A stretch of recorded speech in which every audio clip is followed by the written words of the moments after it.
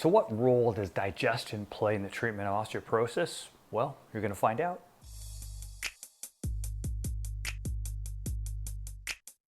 Hey everyone, Ed DeBoo, physical therapist from Integrated Physical Therapy in beautiful Bellingham, Washington. As many of you know, Elizabeth and I run another website, livewell50.com, which is dedicated to lifestyle medicine to not only make us healthier, but you healthier too, for all of us in that special age group of 50 and older, which have, shall we say, special health concerns and needs as we get a little bit older. Osteoporosis is multifaceted, and so I'll put a video link right up here to the videos that we have on how to treat osteoporosis from a physical therapy standpoint in terms of movements to avoid, how to lift properly, how to test to see if you have a compression fracture in your spine, as well as a host of other videos. Part of what's great about Live Well 50 is that we bring in outside professionals to get their expertise to help us all live a healthier lifestyle and improve our quality of life. In this particular video, Dr. Jorgensen, a naturopath here in Bellingham, joins us to talk about the role of digestion in osteoporosis,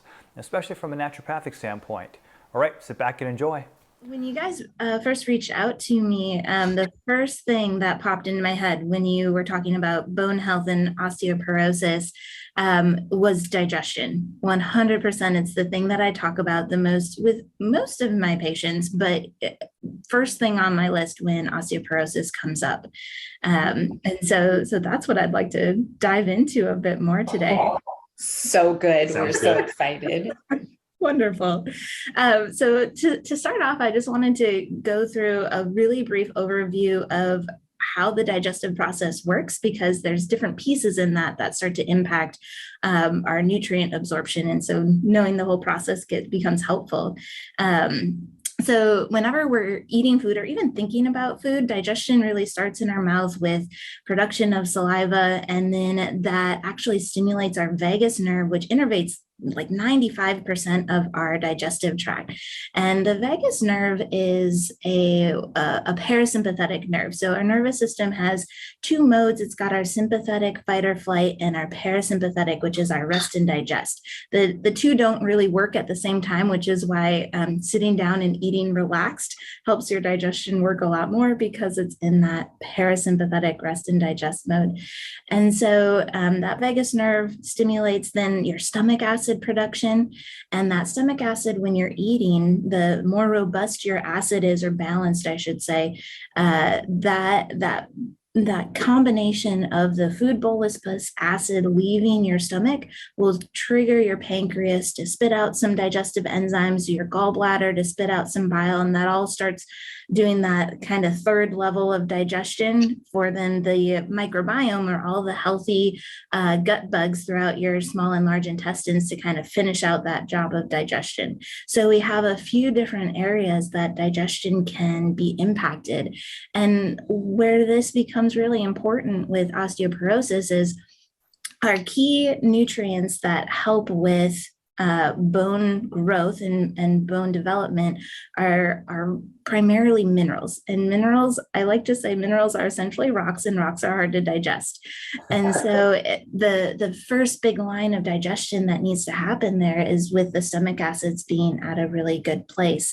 And so if any point along the line that digestive process isn't working optimally, then you're not going to get as much of the calcium, magnesium, vitamin D, vitamin K2. We can talk about all of those in more detail if we have time, but all of those are key components for making sure that you're growing bone and that the nutrients are getting to the bone. So anywhere along that line, that digestive process can get impacted. And so I'll just start with the stomach acid piece, and we'll work our way down. So stomach acids, they actually get impacted by a few different things, but most importantly, especially as we get older, our stomach acids can go down as we get older. And so you compound that on top of, a lot of folks need support with heartburn, and so they might be on an antacid. And so those two things combined can actually deplete that stomach acid level.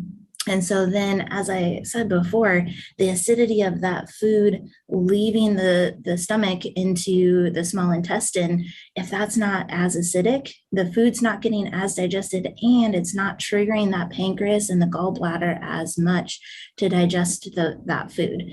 And so with stomach acids, I said as we get older, they go down also with chronic stress. So it might just be an accumulation of stress over a lifetime that is the reason why they go down as we get older. I don't know that for sure, but there is definitely a correlation with both of those things. The rest of the interview covers a whole host of other questions as it relates to digestion, osteoporosis, stomach acid, and at the end she talks about a great pro tip that everyone should be doing as well too. If you'd like to learn more, please check out livewell50.com. If you have any questions, please leave it down below. And also to get a hold of Dr. Jenna Jorgensen, I will put her email address and her website down below in the video description and comments. If you found the video helpful, please consider giving it a thumbs up and ding, turn on your notification so you never miss another one of our videos. All right, guys, thank you very much. Until next time.